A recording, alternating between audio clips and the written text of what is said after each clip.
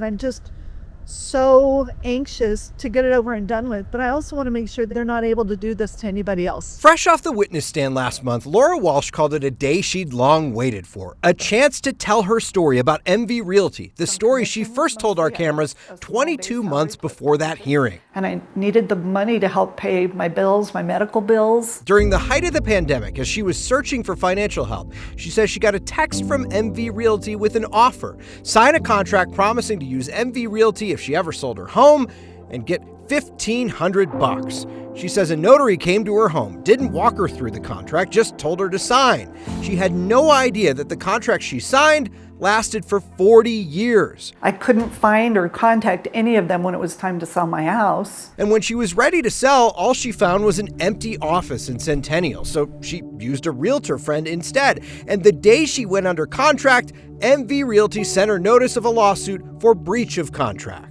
There was never a, you must use us for the next 40 years. That was never presented. And as far as I'm concerned, MV Realty isn't in the real estate business.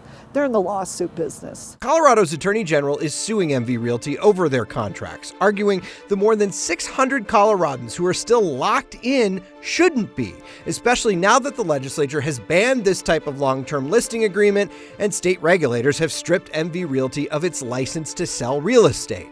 The AG asked the court for an injunction to temporarily nullify the contracts until the suit is settled. In a ruling granting an injunction, the judge quoted Walsh's testimony, arguing the state has a probability of succeeding at trial by showing MV Realty didn't answer questions about contracts and that the company was effectively issuing liens on properties.